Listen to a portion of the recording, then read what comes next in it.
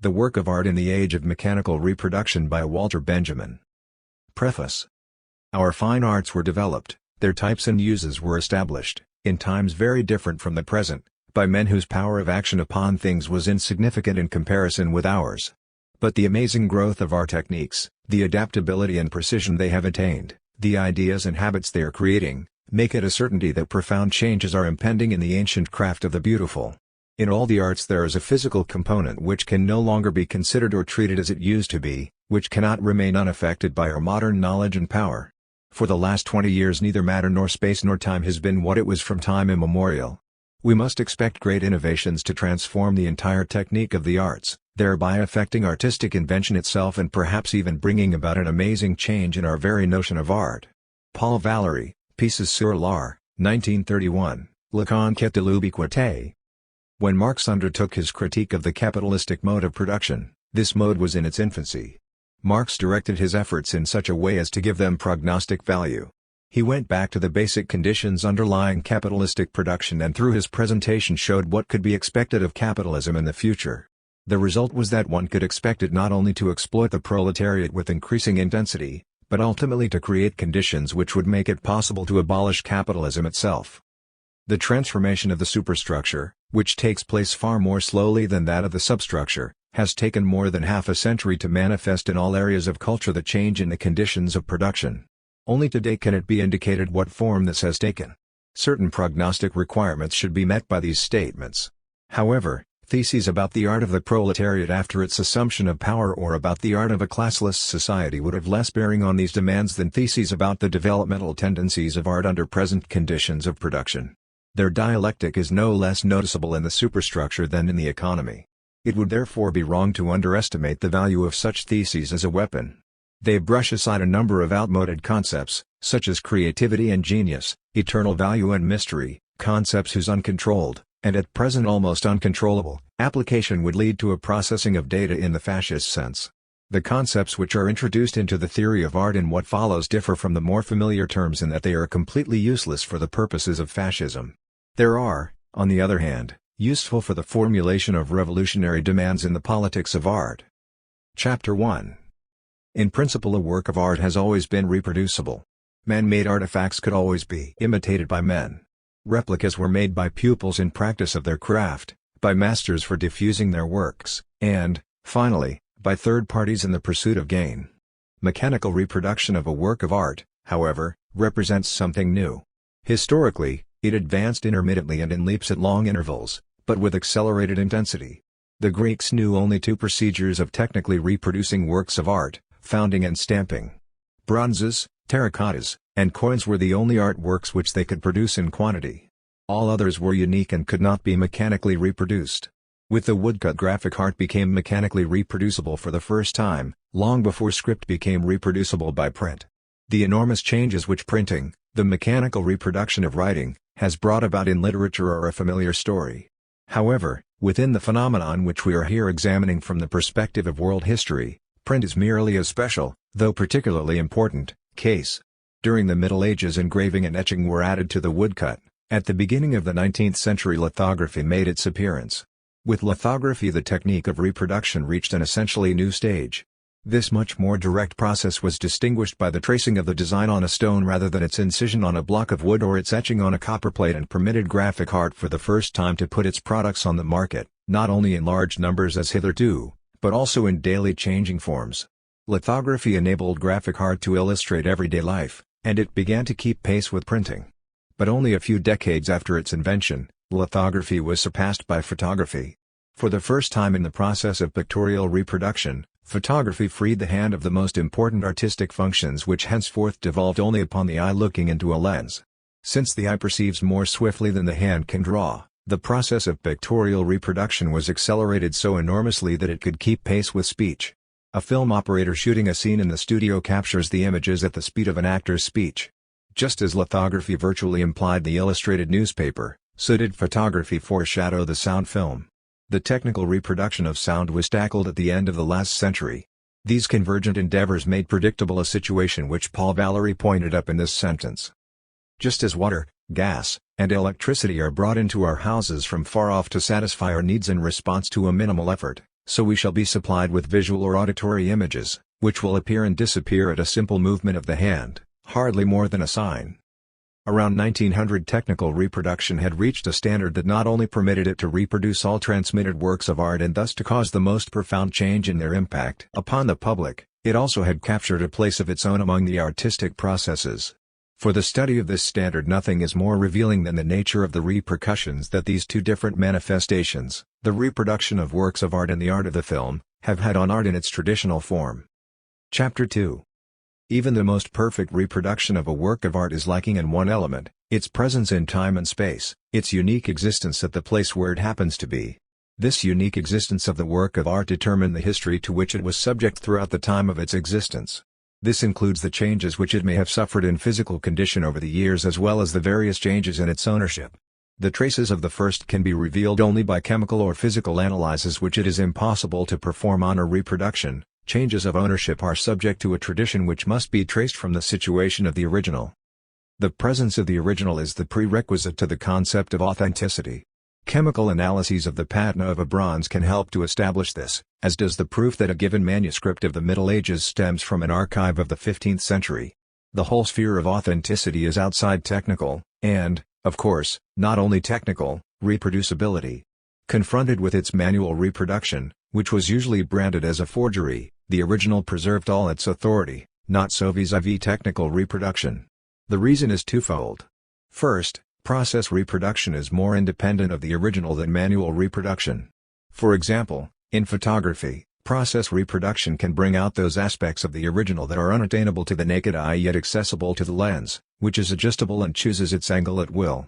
And photographic reproduction, with the aid of certain processes, such as enlargement or slow motion, can capture images which escape natural vision. Secondly, technical reproduction can put the copy of the original into situations which would be out of reach for the original itself. Above all, it enables the original to meet the beholder halfway, be it in the form of a photograph or a phonograph record.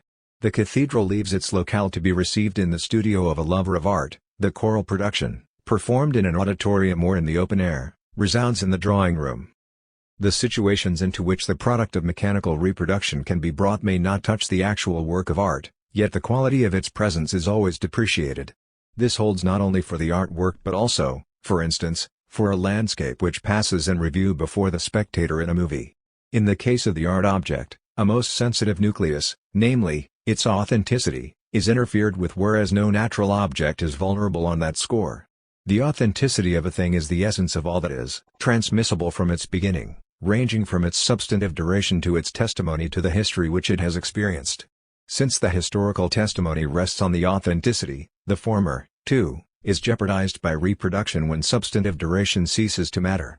And what is really jeopardized when the historical testimony is affected is the authority of the object. One might subsume the eliminated element in the term aura and go on to say, that which withers in the age of mechanical reproduction is the aura of the work of art. This is a symptomatic process whose significance points beyond the realm of art. One might generalize by saying, the technique of reproduction detaches the reproduced object from the domain of tradition. By making many reproductions it substitutes a plurality of copies for a unique existence. And in permitting the reproduction to meet the beholder or listener in his own particular situation, it reactivates the object reproduced. These two processes lead to a tremendous shattering of tradition which is the obverse of the contemporary crisis and renewal of mankind. Both processes are intimately connected with the contemporary mass movements. Their most powerful agent is the film. Its social significance, particularly in its most positive form, is inconceivable without its destructive, cathartic aspect, that is, the liquidation of the traditional value of the cultural heritage. This phenomenon is most palpable in the great historical films. It extends to ever new positions. In 1927 Abel Gance exclaimed enthusiastically, "Shakespeare, Rembrandt, Beethoven will make films. All legends, all mythologies and all myths, all founders of religion, and the very religions, await their exposed resurrection, and the heroes crowd each other at the gate." Presumably without intending it, he issued an invitation to a far-reaching liquidation. Chapter 3. During long periods of history, the mode of human sense perception changes with humanity's entire mode of existence. The manner in which human sense perception is organized, the medium in which it is accomplished, is determined not only by nature but by historical circumstances as well. The 5th century, with its great shifts of population, saw the birth of the late Roman art industry and the Vienna Genesis, and there developed not only an art different from that of antiquity but also a new kind of perception. The scholars of the Viennese school, Riegel and Wyckoff, who resisted the weight of classical tradition under which these later art forms had been buried, were the first to draw conclusions from them concerning the organization of perception at the time. However far-reaching their insight, these scholars limited themselves to showing the significant, formal hallmark which characterized perception in late Roman times. They did not attempt, and, perhaps, saw no way, to show the social transformations expressed by these changes of perception. The conditions for an analogous insight are more favorable in the present. And if changes in the medium of contemporary perception can be comprehended as decay of the aura, it is possible to show its social causes. The concept of aura which was proposed above with reference to historical objects may usefully be illustrated with reference to the aura of natural ones.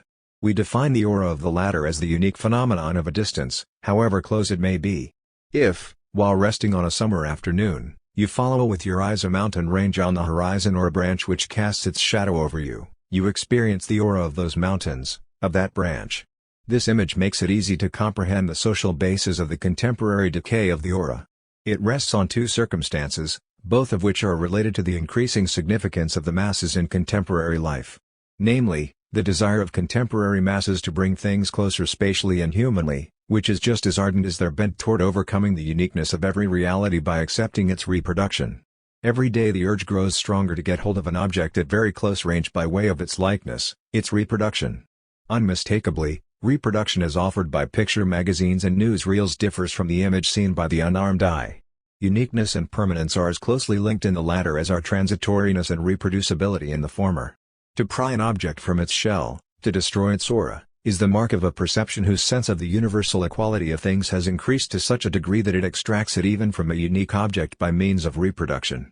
Thus is manifested in the field of perception what in the theoretical sphere is noticeable in the increasing importance of statistics. The adjustment of reality to the masses and of the masses to reality is a process of unlimited scope, as much for thinking as for perception. Chapter 4. The uniqueness of the work of art is inseparable from its being embedded in the fabric of tradition. This tradition itself is thoroughly alive and extremely changeable. An ancient statue of Venus, for example, stood in a different traditional context with the Greeks, who made it an object of veneration, than with the clerics of the Middle Ages, who viewed it as an ominous idol. Both of them, however, were equally confronted with its uniqueness, that is, its aura. Originally the contextual integration of art and tradition found its expression in the cult. We know that the earliest artworks originated in the service of a ritual, first the magical, then the religious kind. It is significant that the existence of the work of art with reference to its aura is never entirely separated from its ritual function. In other words, the unique value of the authentic work of art has its basis in ritual, the location of its original use value. This ritualistic basis, however remote, is still recognizable as secularized ritual even in the most profane forms of the cult of beauty. The secular cult of beauty, developed during the Renaissance and prevailing for 3 centuries, clearly showed that ritualistic basis in its decline and the first deep crisis which befell it. With the advent of the first truly revolutionary means of reproduction, photography, simultaneously with the rise of socialism, art sensed the approaching crisis which has become evident a century later. At the time, art reacted with the doctrine of l'art pour l'art, that is, with a theology of art. This gave rise to what might be called a negative theology in the form of the idea of pure art, which not only denied any social function of art but also any categorizing by a subject matter. In poetry, Mallarmé was the first to take this position. An analysis of art in the age of mechanical reproduction must do justice to these relationships, for they lead us to an all-important insight. For the first time in world history, mechanical reproduction emancipates the work of art from its parasitical dependence on ritual. To an ever greater degree the work of art reproduced becomes the work of art designed for reproducibility. From a photographic negative, for example, one can make any number of prints. To ask for the authentic print makes no sense. But the instant the criterion of authenticity ceases to be applicable to artistic production, the total function of art is reversed. Instead of being based on ritual, it begins to be based on another practice, politics. Chapter 5. Works of art are received and valued on different planes. 2 polar types stand out. With one, the accent is on the cult value, with the other, on the exhibition value of the work. Artistic production begins with ceremonial objects destined to serve in a cult. One may assume that what mattered was their existence, not their being on view. The elk portrayed by the man of the Stone Age on the walls of his cave was an instrument of magic. He did expose it to his fellow men, but in the main it was meant for the spirits. Today the cult value would seem to demand that the work of art remain hidden. Certain statues of gods are accessible only to the priest in the cella, certain Madonnas remain covered nearly all year round, certain sculptures on medieval cathedrals are invisible to the spectator on ground level. With the emancipation of the various art practices from ritual go increasing opportunities for the exhibition of their products. It is easier to exhibit a portrait bust that can be sent here and there than to exhibit the statue of a divinity that has its fixed place in the interior of a temple. The same holds for the painting as against the mosaic or fresco that preceded it. And even though the public presentability of a mass originally may have been just as great as that of a symphony, the latter originated at the moment when its public presentability promised to surpass that of the mass. With the different methods of technical reproduction of a work of art, its fitness for exhibition increased to such an extent that the quantitative shift between its two poles turned into a qualitative transformation of its nature. This is comparable to the situation of the work of art in prehistoric times when, by the absolute emphasis on its cult value, it was, first and foremost, an instrument of magic. Only later did it come to be recognized as a work of art. In the same way today, by the absolute emphasis on its exhibition value, the work of art becomes a creation with entirely new functions, among which the one we are conscious of, the artistic function, later may be recognized as incidental. This much is certain: today photography and the film are the most serviceable exemplifications of this new function. Chapter 6. In photography, exhibition value begins to displace cult value all along the line. But cult value does not give way without resistance. It retires into an ultimate retrenchment, the human countenance. It is no accident that the portrait was the focal point of early photography. The cult of remembrance of loved ones, absent or dead, offers a last refuge for the cult value of the picture. For the last time the aura emanates from the early photographs in the fleeting expression of a human face. This is what constitutes their melancholy, incomparable beauty. But as man withdraws from the photographic image, the exhibition value for the first time shows its superiority to the ritual value. To have pinpointed this new stage constitutes the incomparable significance of Auger, who, around 1900, took photographs of deserted Paris streets. It has quite justly been said of him that he photographed them like scenes of crime. The scene of a crime, too, is deserted. It is photographed for the purpose of establishing evidence. With Auger, photographs become standard evidence for historical occurrences, and acquire a hidden political significance. They demand a specific kind of approach. Free-floating contemplation is not appropriate to them. They stir the viewer, he feels challenged by them in a new way. At the same time picture magazines begin to put up signposts for him, right ones or wrong ones, no matter. For the first time, captions have become obligatory. And it is clear that they have an altogether different character than the title of a painting. The directives which the captions give to those looking at pictures in illustrated magazines soon become even more explicit and more imperative in the film, where the meaning of each single picture appears to be prescribed by the sequence of all preceding ones. Chapter 7. The 19th century dispute as to the artistic value of painting versus photography today seems devious and confused.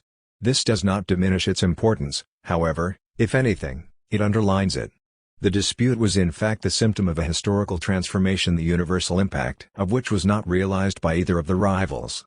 When the age of mechanical reproduction separated art from its basis in cult, the semblance of its autonomy disappeared forever. The resulting change in the function of art transcended the perspective of the century. For a long time it even escaped that of the 20th century, which experienced the development of the film. Earlier much futile thought had been devoted to the question of whether photography is an art. The primary question, whether the very invention of photography had not transformed the entire nature of art, was not raised. Soon the film theoreticians asked the same ill-considered question with regard to the film. But the difficulties which photography caused traditional aesthetics were mere child's play as compared to those raised by the film. Whence the insensitive and forced character of early theories of the film. Abel Gance, for instance, compares the film with hieroglyphs. Here, by a remarkable regression, we have come back to the level of expression of the Egyptians. Pictorial language has not yet matured because our eyes have not yet adjusted to it. There is as yet insufficient respect for, insufficient cult of, what it expresses. Or, in the words of Severine Mars, what art has been granted a dream more poetical and more real at the same time. Approached in this fashion, the film might represent an incomparable means of expression. Only the most high-minded persons, in the most perfect and mysterious moments of their lives, should be allowed to enter its ambience. Alexander Arnoux concludes his fantasy about the silent film with the question, "Do not all the bold descriptions we have given amount to the definition of prayer?" It is instructive to note how their desire to class the film among the arts forces these theoreticians to read ritual elements into it, with a striking lack of discretion. Yet when these speculations were published, films like L'Opinion Publique and The Gold Rush had already appeared.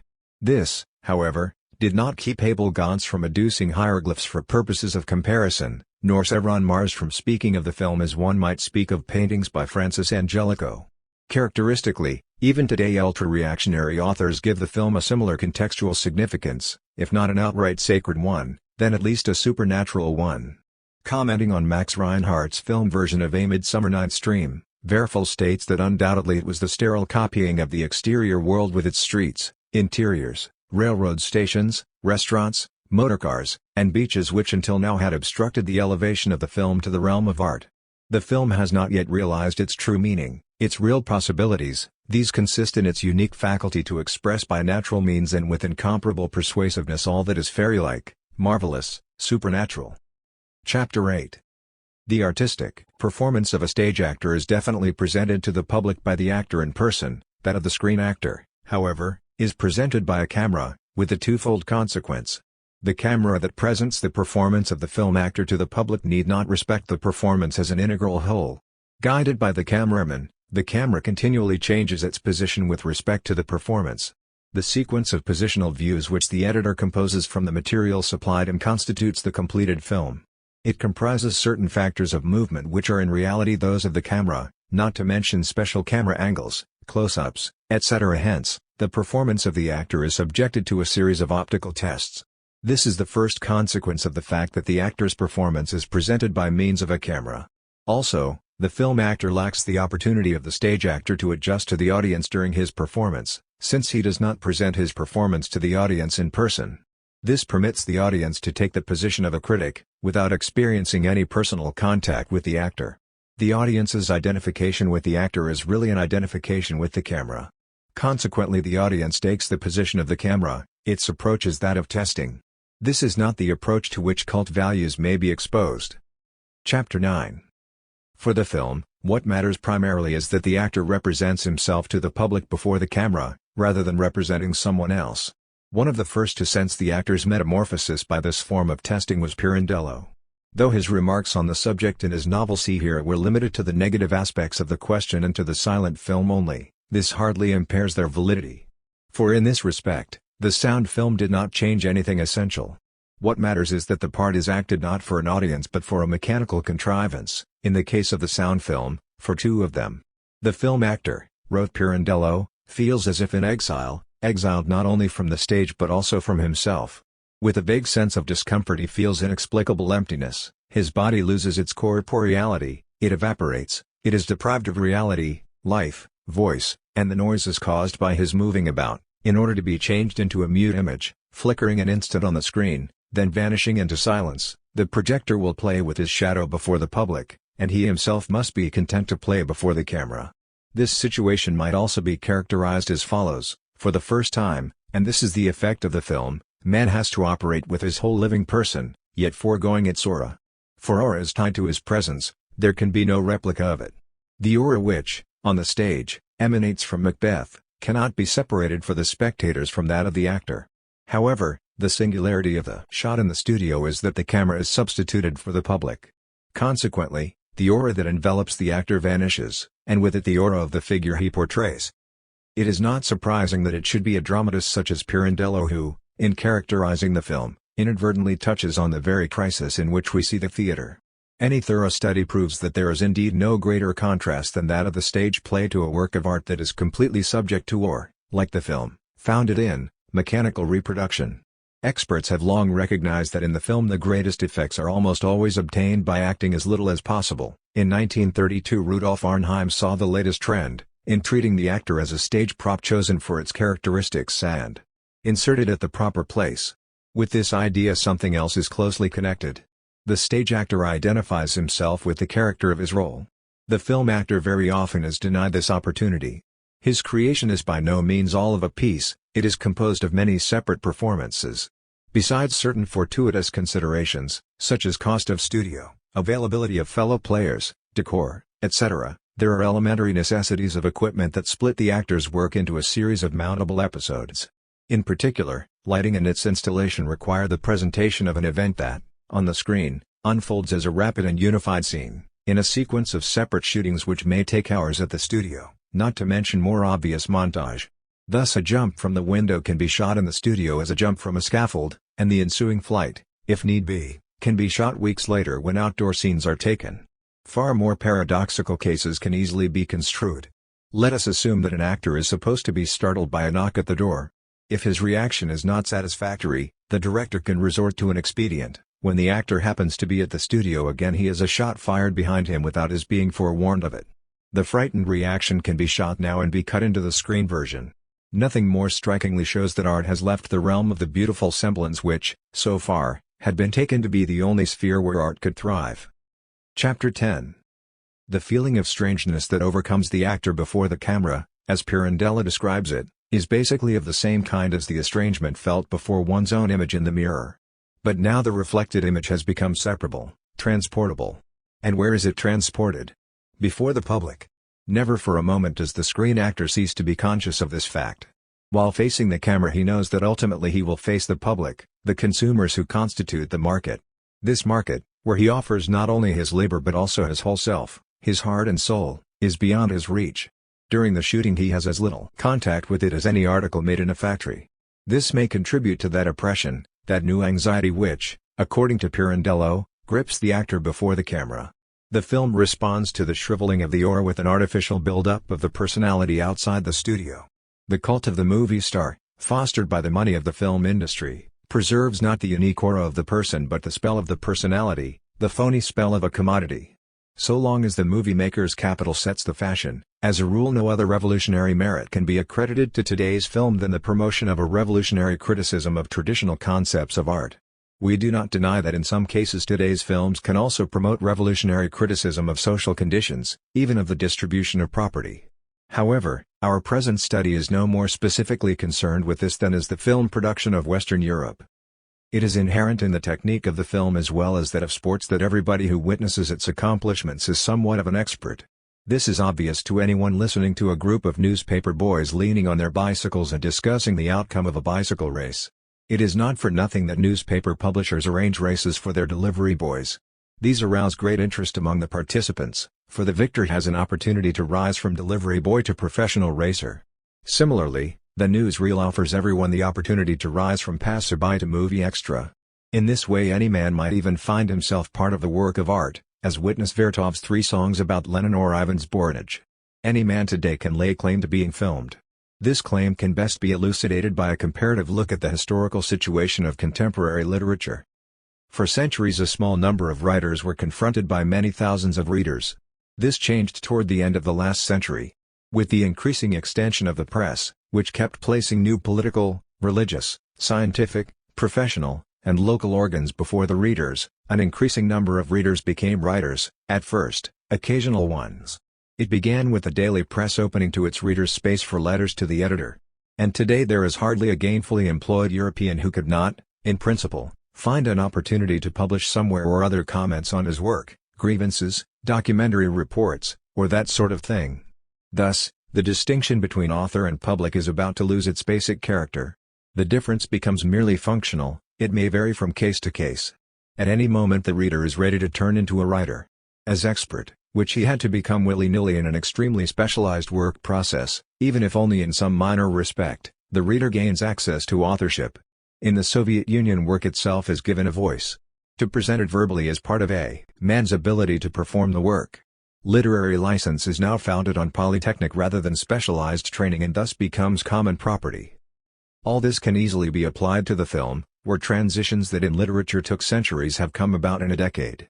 In cinematic practice, particularly in Russia, this changeover has partially become established reality. Some of the players whom we meet in Russian films are not actors in our sense but people who portray themselves and primarily in their own work process. In Western Europe the capitalistic exploitation of the film denies consideration to modern man's legitimate claim to being reproduced.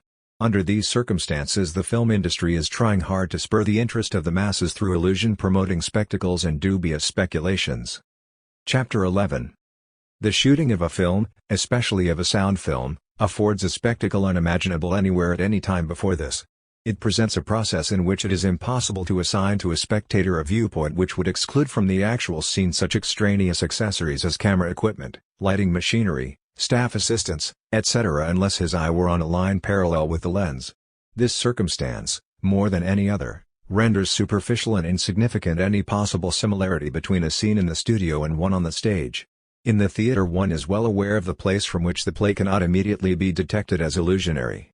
There is no such place for the movie scene that is being shot.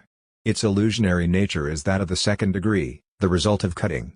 That is to say, in the studio the mechanical equipment has penetrated so deeply into reality that its pure aspect freed from the foreign substance of equipment is the result of a special procedure, namely, the shooting by the specially adjusted camera and the mounting of the shot together with other similar ones.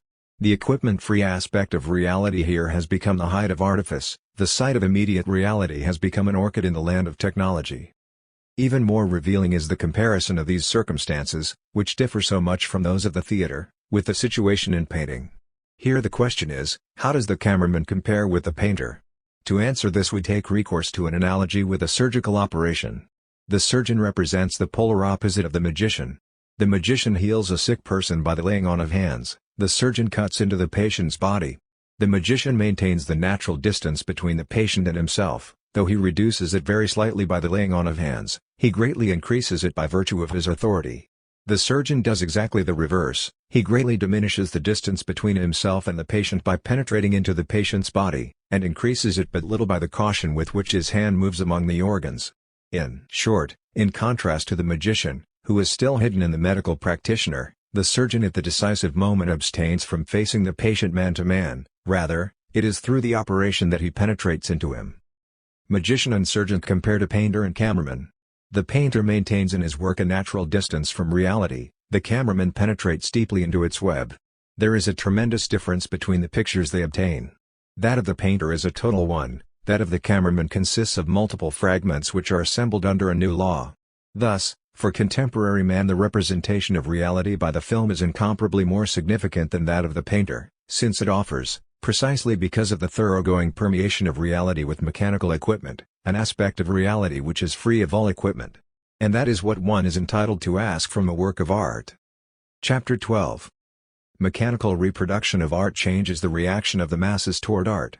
The reactionary attitude toward a Picasso painting changes into the progressive reaction toward a Chaplin movie. The progressive reaction is characterized by the direct, intimate fusion of visual and emotional enjoyment with the orientation of the expert. Such fusion is of great social significance. The greater the decrease in the social significance of an art form, the sharper the distinction between criticism and enjoyment by the public. The conventional is uncritically enjoyed, and the truly new is criticized with aversion. With regard to the screen, the critical and the receptive attitudes of the public coincide. The decisive reason for this is that individual reactions are predetermined by the mass audience response they are about to produce, and this is nowhere more pronounced than in the film. The moment these responses become manifest they control each other. Again, the comparison with painting is fruitful. A painting has always had an excellent chance to be viewed by one person or by a few. The simultaneous contemplation of paintings by a large public, such as developed in the 19th century, is an early symptom of the crisis of painting. A crisis which was by no means occasioned exclusively by photography but rather in a relatively independent manner by the appeal of artworks to the masses. Painting simply is in no position to present an object for simultaneous collective experience, as it was possible for architecture at all times, for the epic poem in the past, and for the movie today. Although this circumstance in itself should not lead one to conclusions about the social role of painting, it does constitute a serious threat as soon as painting, under special conditions and, as it were, against its nature, is confronted directly by the masses. In the churches and monasteries of the Middle Ages and at the princely courts up to the end of the 18th century, a collective reception of paintings did not occur simultaneously, but by graduated and hierarchized mediation. The change that has come about is an expression of the particular conflict in which painting was implicated by the mechanical reproducibility of paintings. Although paintings began to be publicly exhibited in galleries and salons, there was no way for the masses to organize and control themselves in their reception. Thus the same public which responds in a progressive manner toward a grotesque film is bound to respond in a reactionary manner to surrealism. Chapter 13. The characteristics of the film lie not only in the manner in which man presents himself to mechanical equipment but also in the manner in which, by means of this apparatus, man can represent his environment. A glance at occupational psychology illustrates the testing capacity of the equipment. Psychoanalysis illustrates it in a different perspective. The film has enriched our field of perception with methods which can be illustrated by those of Freudian theory. 50 years ago, a slip of the tongue passed more or less unnoticed. Only exceptionally may such a slip have revealed dimensions of depth in a conversation which had seemed to be taking its course on the surface.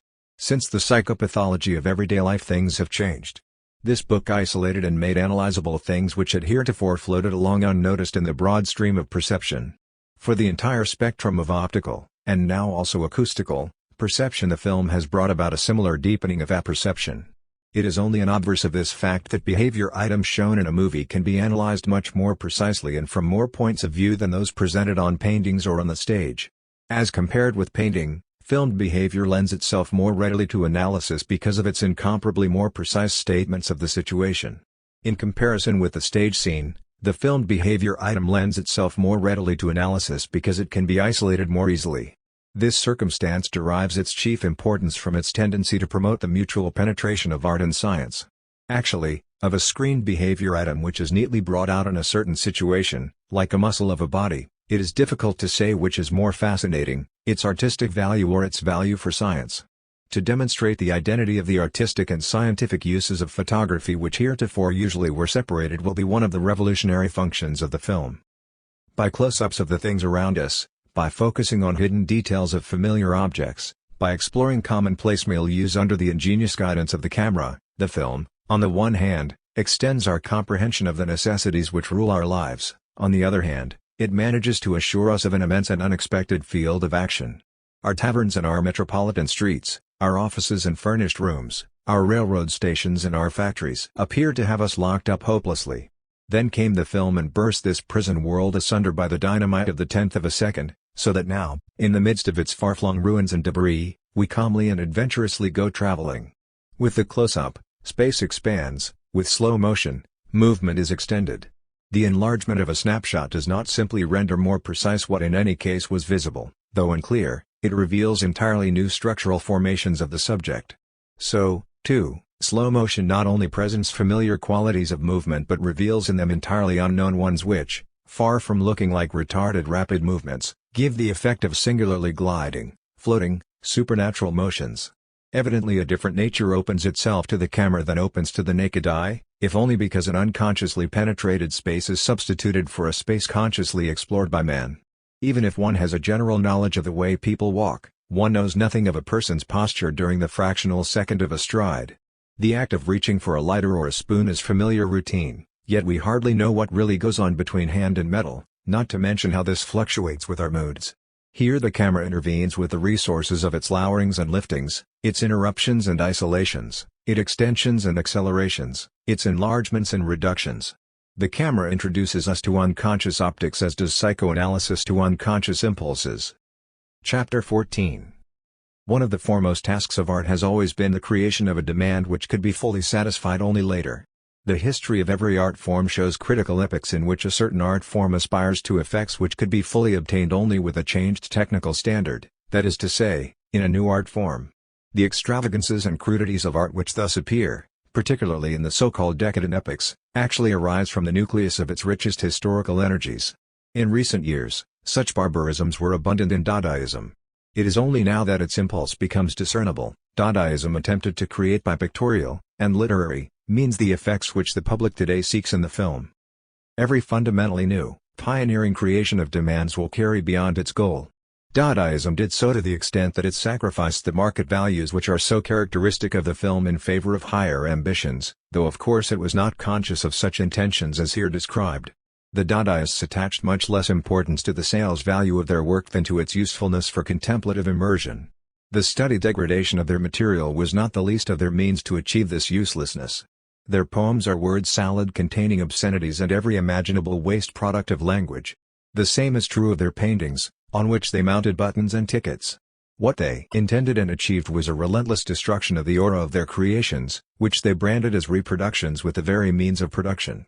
Before a painting of Arps or a poem by August Straume, it is impossible to take time for contemplation and evaluation as one would before a canvas of Durance or a poem by Rilke.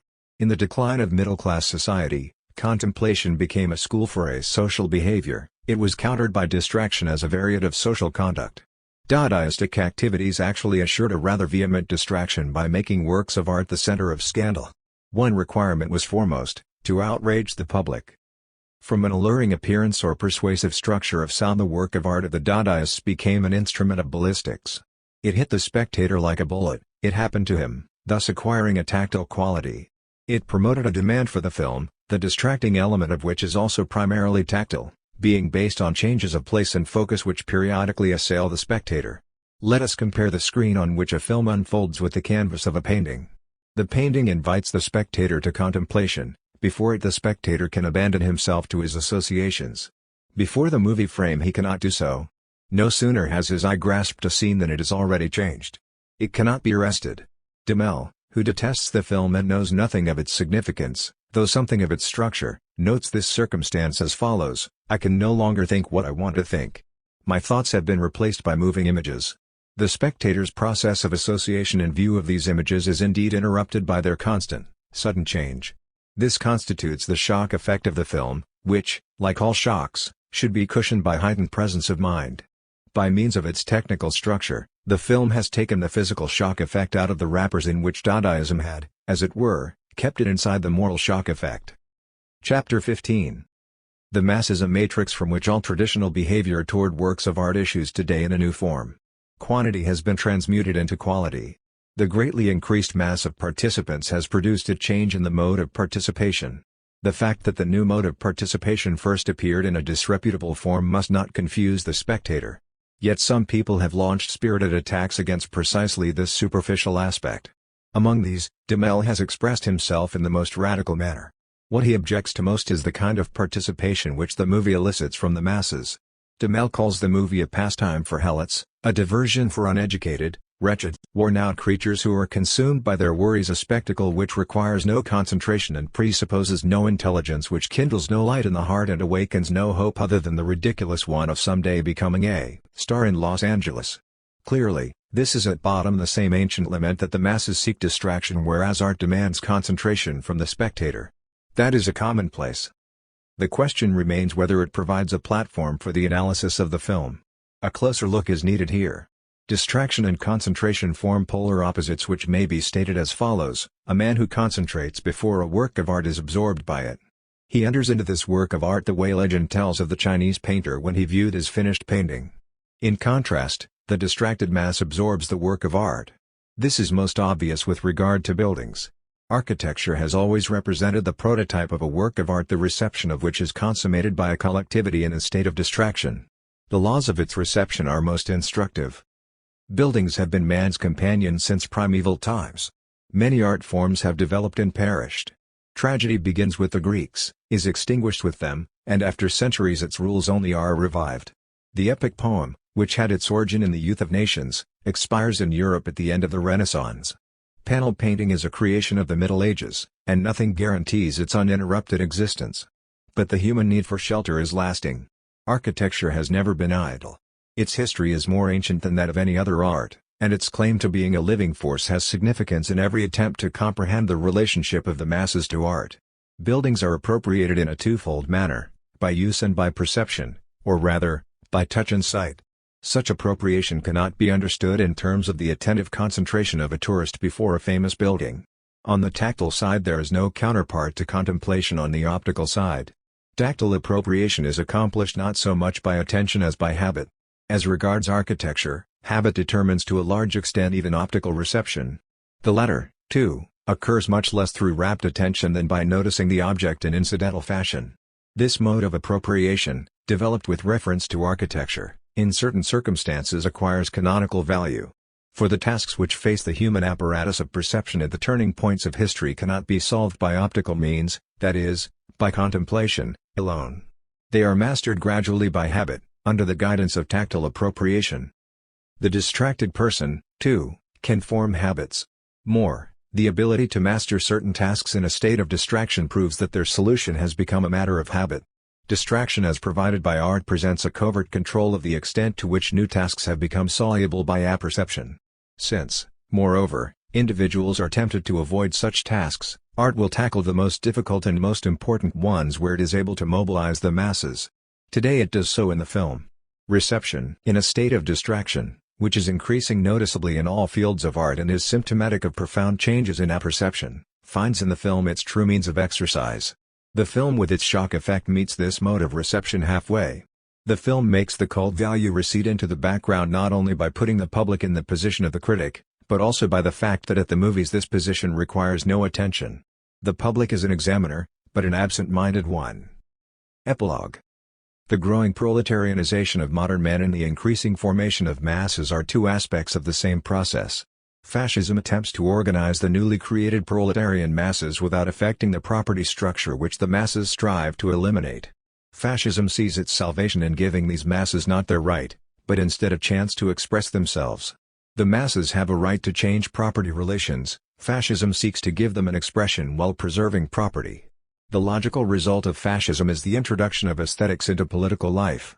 The violation of the masses, whom fascism, with its Führer cult, forces to their knees, has its counterpart in the violation of an apparatus which is pressed into the production of ritual values. All efforts to render politics aesthetic culminate in one thing: war. War and war only can set a goal for mass movements on the largest scale while respecting the traditional property system. This is the political formula for the situation. The technological formula may be stated as follows: only war makes it possible to mobilize all of today's technical resources while maintaining the property system. It goes without saying that the fascist apotheosis of war does not employ such arguments. Still, Marinetti says in his manifesto on the Ethiopian colonial war, "For 27 years we futurists have rebelled against the branding of war as anti-aesthetic. Accordingly we state, war is beautiful because it establishes man's dominion over the subjugated machinery by means of gas masks, terrifying megaphones, flamethrowers, and small tanks. War is beautiful because it initiates the dreamt of metallization of the human body. War is beautiful because it enriches a flowering meadow with the fiery orchids of machine guns. War is beautiful because it combines the gunfire, the cannonades, the ceasefire, the sense, and the stench of putrefaction into a symphony. War is beautiful because it creates new architecture, like that of the big tanks, the geometrical formation flights, the smoke spirals from burning villages, and many others. Poets and artists of futurism, remember these principles of an aesthetics of war so that your struggle for a new literature and a new graphic art may be illumined by them." This manifesto has the virtue of clarity. Its formulations deserve to be accepted by dialecticians. To the latter, the aesthetics of today's war appears as follows: if the natural utilization of productive forces is impeded by the property system, the increase in technical devices, in speed, and in the sources of energy will press for an unnatural utilization, and this is found in war. The destructiveness of war furnishes proof that society has not been mature enough to incorporate technology as its organ, that technology has not been sufficiently developed to cope with the elemental forces of society. The horrible features of imperialistic warfare are attributable to the discrepancy between the tremendous means of production and their inadequate utilization in the process of production, in other words, to unemployment and the lack of markets. Imperialistic war is a rebellion of technology which collects, in the form of human material, the claims to which society has denied its natural material.